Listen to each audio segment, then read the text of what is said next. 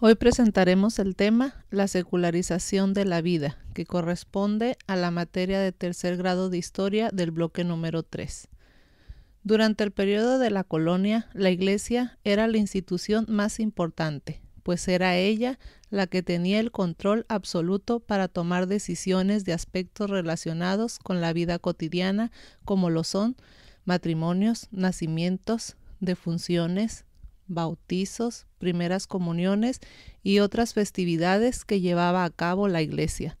Asimismo, la influencia de los sacerdotes y de las creencias religiosas en el diario vivir de las personas tenían mucho significado.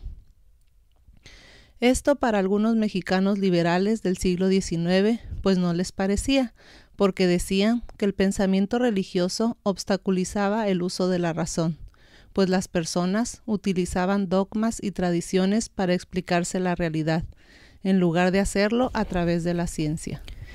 Ellos decían que la Iglesia no podía seguir teniendo el control de todo, que era necesario hacer algo, y fue cuando empezaron a buscar la forma en que la Iglesia no participara en la toma de decisiones. Fue así como se da inicio a uno de los momentos de mayor trascendencia en la vida de los colonos, a la que llamaron secularización de la sociedad. ¿Y qué era esto? Pues nada más y nada menos que separar la religión y sus instituciones de la sociedad, que lo sagrado se diera el paso a lo profano y lo religioso se convirtiera en secular. Algo que no puso nada contentos a la Iglesia, y ésta condenó la Constitución y excomulgó a todos aquellos que juraran, y patrocinó el levantamiento armado. Todo esto hizo que el gobierno constitucional secularizara los bienes del clero para la nación, y fue así que se desencadenó una guerra civil que duró 3 años para suprimir las corporaciones eclesiásticas. Y fue en el año de 1857 cuando estos liberales lograron hacer la primera constitución, buscando con ello terminar con la influencia de la Iglesia en todos los ámbitos.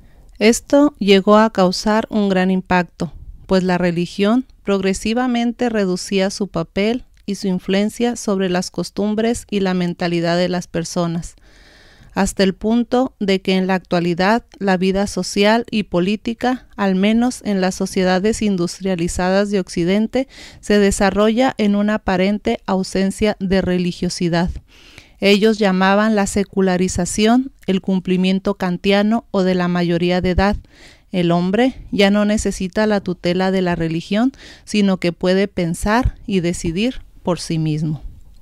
Ya viendo que los hombres, algunos podían pensar por sí mismos en el año de 1821, cuando se vivían los tiempos de la consumación de la independencia, Valentín Gómez Farías, cuyos padres eran españoles, empezó a crear un Estado moderno, donde se exigía la supresión de las influencias clericales, pues decía que el buen ciudadano no podía serle fiel a otro poder competido, el cual era la Iglesia.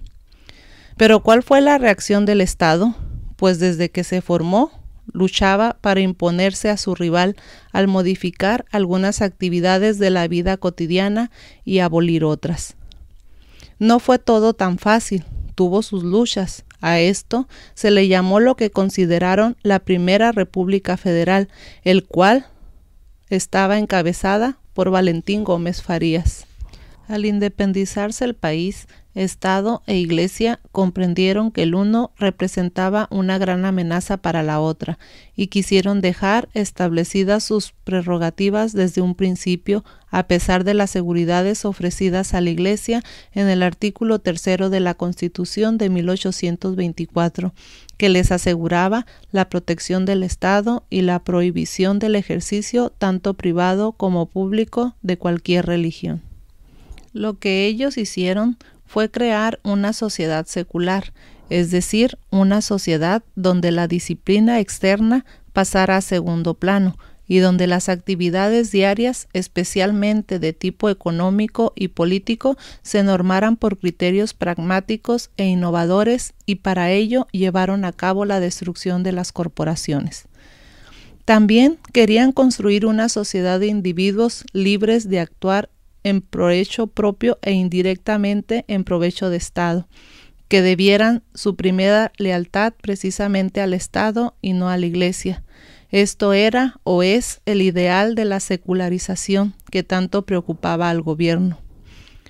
Todo este cambio significó mucho, pues quitó a la Iglesia un lugar privilegiado en la sociedad, algo muy difícil en aquel entonces.